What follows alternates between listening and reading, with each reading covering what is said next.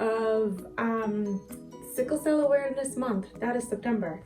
My name is Miriam, and this is, as usual, That's What Miriam Said. Today, I want to talk about things you should do and say, and things you shouldn't do and say to people who have sickle cell anemia. I have about 6 on each side, so stay with me. I will start with the don'ts. So here we go. You ready? So, number 1, do not call us sicklers, okay? I have a different journey and reaction to this than most people do. I really don't mind, but do not call anybody a sickler, please. I do understand that it's the etymology, right? Our cells are sickle in shape, and that's where it comes from. However, sickler sounds a lot like sick, and people don't want to be identified that way. So just don't do it. Don't be that person, okay?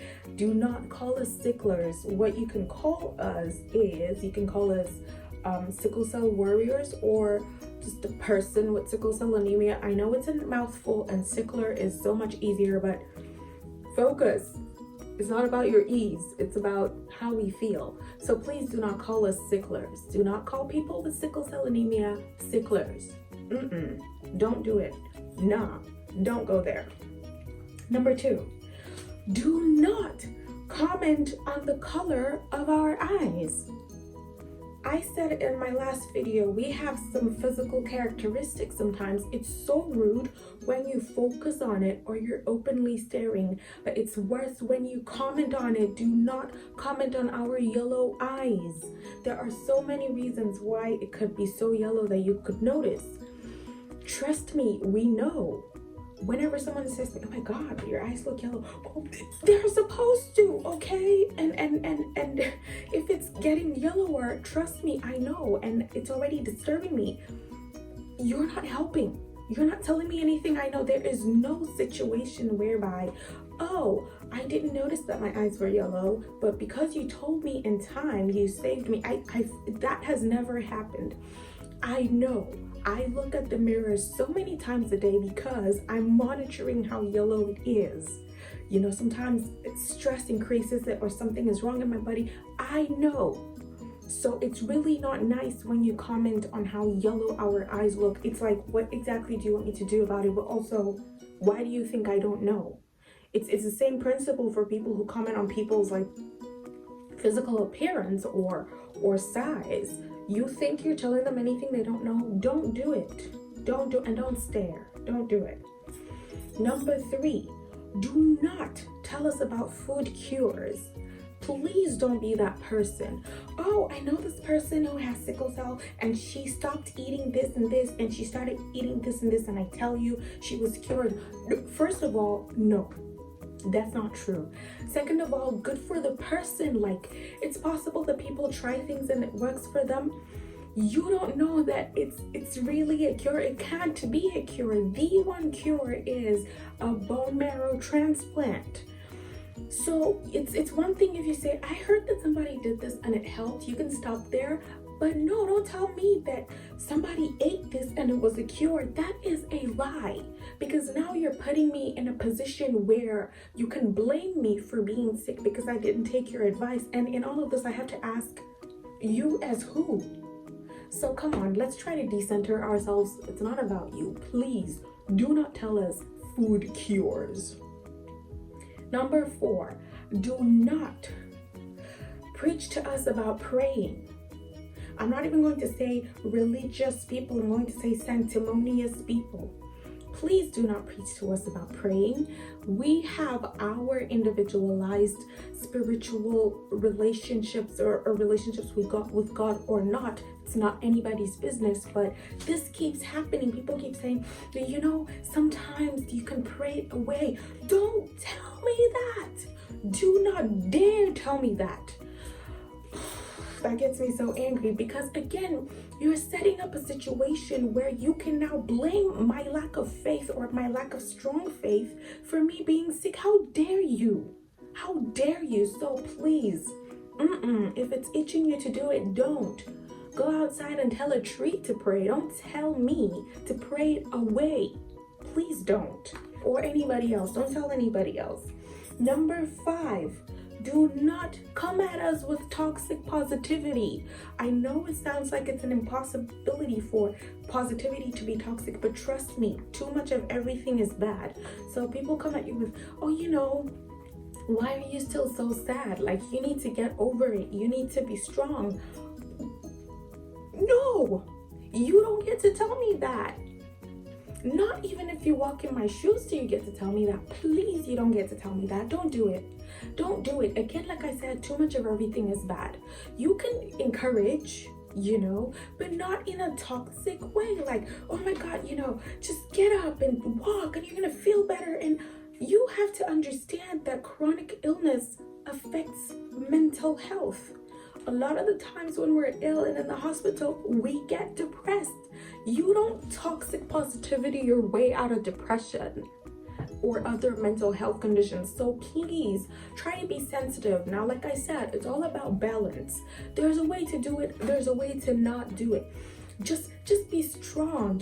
I know this other person and she pulled up out of and she's so cheerful. Don't compare. Do not compare. Don't be that person. So please don't come at us with toxic positivity. You can be supportive, but not like, oh my God, please just be strong. Just get over it. Just laugh and you'll be happy. That's not how it works. And finally, for the don'ts, number 6, trust me, there are more, but I decided to stick to 6 on each side for time. Number 6, do not pressure people with sickle cell anemia to have kids, for the love of God. I mean, first of all, don't pressure anybody to have kids, but we know that always happens. There's so much pressure, especially on women. Oh, get married. Oh, have kids. Do not pressure a person with sickle cell to have kids. Trust me, it happens a lot. And people are pressured into situations that are horrible for their health. They're doing bad health-wise. They're doing bad mentally. They are... Sometimes they end up dying in the process, leaving the children, and then they're told, and I have also been told this, well, just have a kid, we just want something to remember you by. That's the purpose? That's the purpose? I should endanger my life so much to have a kid because you want to remember me by a picture. I'm a writer, remember me by my books. It's so much pressure. Having children is so difficult for people with sickle cell anemia. Don't do it. Don't be the person who pressures someone who's already dealing with so much to go and have a kid for reasons that do not serve them. Do not be that person. Now, these are the things you can do. You should do and maybe say. Number 1, do help financially. Just like all disabilities, sickle cell anemia is very expensive to have. I don't even know where to begin with. Even assuming nothing is okay with, nothing is wrong with you, you have to go for like 1,000 checkups and scans and tests, because sickle cell at any point in time could choose to destroy any of your organs. So like a lot has to be routinely checked so that if it's destroying something, it could be caught early. It's so expensive. Trust me, even in countries where the healthcare is completely free, you have to go to the hospital, and that is usually not free. So for example, within the last year, less than a year actually, I've had to go to the hospital nothing less than 30 times. I think I'm actually underrating, but let's say minimum of 30 times. So if you just check the transportation fare, that's a lot. Not to mention in countries where, not even in country, anywhere, there are prescription drugs, and even if the healthcare, the service is free, you have to pay for the drugs, and it's not cheap when you have to pay. Every month you're paying for a couple of different drugs. That's the life of a person with sickle cell anemia. Hospital admissions, crazy expensive. Blood transfusions, crazy expensive. So I'm not kidding. If you have someone with sickle cell anemia that you care about and you're thinking, oh my God, how can I help? Money. It's expensive to be sick. Number 2, and this is the most important one. I should have made it number 1. Please give blood. Please, please, please, I beg you. I don't know how to even explain how important this is. As people with sickle cell anemia, we don't have enough blood. At any given time, we don't. But sometimes it gets so low that it's critical and we need blood. For so many reasons, we could need blood. We need blood during surgeries. We need blood sometimes not even during surgeries, just like that. It goes too low and we need a boost from outside. You could be saving lives. Like it says, as I believe as a Muslim, if you save one life, it's as though you've saved all of humanity. You cannot imagine. If I could give blood, I would give blood, because I cannot imagine the reward for saving a life like that. I don't have enough blood and you don't even want my blood if I could give it. My blood isn't healthy blood. You know what I mean? Like if you can, a healthy person can give blood about 4 times a year. So I suggest like right after New Year, book it, go give. And then you can set reminders throughout the year so that you can give the maximum amount of times you can give. In this stretch of about 4 months, I received 22 bags of blood. And I don't even want to go into that. And I don't even want to go into what would have happened if those bags were not available, were not donated by amazing people that I will never know or never meet. Like it's amazing, but please. Please give blood, please. It's so important. And Africans are, in the diaspora, Africans are the people who give the least blood. But everywhere, wherever you are, please give blood, please. Number 3, reassure us. Like, do not sell us dreams that aren't true. That's not what I mean. But, you know, just in your approach, just, you know, like, I'm here if you need me. I don't know what you could need me for, but I'm here if you need me. Like, I cannot imagine what you're going through, but you know, I'm here. If you want to talk, if you need me, I'm here. Like, just reassuring, just for someone to know that they have someone in their corner. You have no idea how important that could be, because life could get really lonely. And especially when you're ill, you feel like you're a burden to everyone. So you're like so reluctant to reach out. So sometimes these little pushes could help. So please, if you know someone with sickle cell, reassure them just of your support, that you're there. Number 4, do, if you can, visit us when we're in the hospital. This is a tricky one for me. I really don't like being visited when I'm in the hospital. I really don't. Because for me, I'm usually in a horrible mood. I try not to be, but I usually am. And I think I end up being, because weirdly, I'm kind of the host. You know, if you come to see me at the hospital, I'm kind of the host. I end up being a horrible host and I just don't like it. So for me, you can skip. I don't know. Sometimes when people come, I do feel better. But sometimes I feel like, oh my God, I was such a horrible person. I couldn't even bring myself to smile. But yes, other people I've spoken to, it's really a big deal, because it's not easy to go to the hospital. Like when you're feeling okay, that's the last place you want to go to. But it's a sacrifice you make for people you care about. I think it lifts their spirits to know that someone cares enough about me to come to a hospital where nobody wants to be. And you know, you go, you tell them little stories, you make them laugh. I think it makes so much difference, because being in the hospital, it just, oh my God, I feel like it's like Dementors from Harry Potter. Like they're just draining your life source and your happiness being in the hospital. So if you can visit, yeah, it's one thing to call or text, but when you visit, oh my God, it's like a big deal. So you don't have to visit me. I'm such a horrible person in the hospital, but people in your life that have sickle cell anemia, please visit them. It means so much to so many people. You go, you take a little food to them, you know, something maybe interesting that they would be interested in eating. You give them company. I don't know. It's a lot of, it's serious support when you go to a hospital. So do visit in the hospital if you can. Number 5, offer friendship. And I know I kind of said that was when I talked about reassuring. It's kind of related, but yeah, in 2009 I had a friend who had sickle cell anemia, and the person committed suicide. And I still cannot wrap my head around it. But I think a huge part of it, I don't know, I'm guessing, but just from what I knew about the person, this person was quite lonely. Like I said, sickness is lonely. People get tired of you. People get tired of being there for you, sometimes even when they mean well. So after a while, people start distancing themselves from me. It's like, I cannot handle this. And I don't really blame people, but I just mean, but if you have one friend, it might feel like a lot for the person to always be there for you. So if you have maybe 5, this time this person will be there. This time you wouldn't really feel lonely. You know what I mean? So I think this person was, I don't know why they committed suicide, but I'm just saying how they were before the suicide. They were quite lonely, and sickle cell had a lot to do with it. They just didn't have any friends. People can show up only so much sometimes. So if you can, and please don't do it out of pity, please.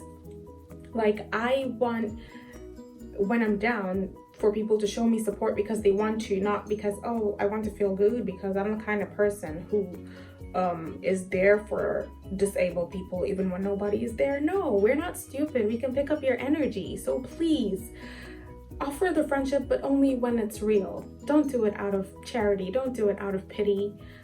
We can tell. So I just mean, when you're able to genuinely offer friendship, please make sure you do. Please make sure that the person is not doubtful of your friendship, because when the chips are down, suicidal thoughts happen, because sickle cell comes with so much pain. Sometimes you just want it to end. So please offer friendship, but please only genuine friendship. And finally, this is to all the medical personnel, the doctors and the nurses. And don't get me wrong, I'm a huge fan of you guys. I am a believer in medicine. I'm a believer in science and technology. Except for this one doctor that insists that I'm his worst patient, and I do not agree. I'm really a good patient. Like, if you tell me to take the medication, I'll take it. Except for a few times when I say I'm just not going to take it. But what I mean is, I appreciate doctors and what they do, and the whole science behind it. I think it's amazing. My hero for this year is the doctor that did my 2 surgeries. I am in awe of what that person did. But, yeah, there's a but. When it comes to sickle cell anemia, doctors usually do not believe us. And this is not just in Nigeria. So I'm telling doctors, do believe us. Not just doctors, nurses, medical personnel, do believe us. When we tell you we're in pain, when we're screaming, and so many, it's so complicated, because you could hardly find me screaming. But there are people who scream in pain. So sometimes they say, well, it doesn't look like you're in pain because you're not screaming. I'm not a screamer. Generally, they keep looking for excuses to be skeptical, like, are you really in pain? Because when you have sickle cell, it's so much pain, so you need very strong painkillers, which are addictive. And so sometimes sickle cell goes together with drug addiction. Sometimes it doesn't. There are people with sickle cell who have never been addicted to drugs. And then it doesn't matter. It doesn't matter. I say it doesn't matter because if I'm addicted to drugs or not, if I come to your emergency room in pain and I say I'm in pain, I need you to believe me. Okay? That's the least you can do. Get rid of my pain first. That should be your priority. And there needs to be a reorientation of the mind, because I don't know where this discrimination started from, but it's not just in Nigeria. Like, you go in pain and they're looking at you like, oh, is the pain real? And they want to find these ways of checking. How do you know if I'm in pain or not? No, I tell you I'm in pain, you believe me. That's how it works. So doctors and medical personnel, do believe us. Stop playing with our pain. It's not funny. It's not fair. I guess that's what I have to say. So do believe us, and let's be realistic. In places especially where you can quite easily get these drugs, not through the doctor, why would think about it. Why would I pay consultation fee to come and see you, to cry and lie to you that I need painkillers when I could use that consultation money to get it directly, illegally? It doesn't make sense. Yet this has happened to me. This has happened to, I'm sure, every person with sickle cell anemia out there. At some point, you went to the hospital in pain and they didn't believe you. And so they didn't give you what you needed. I had a doctor tell me, I was in so much pain. I said, why aren't you giving me something stronger? Is there no morphine? And the person said, morphine is for people with cancer. Why would you say that? And I'm like, excuse me? What? I thought pain was pain. So these are a few things that you should do and not do. If you watch this and you have other ideas or something you want to say about it, please feel free to do so on my website. I will be sharing the link at the end of the video. And as always, please don't forget that sickle cell anemia is 100% preventable. 100% preventable. So please, let's make the right choice. Let's not bring one more person into this world to go through what so many of us are going through and struggling with. Happy September. Till next time.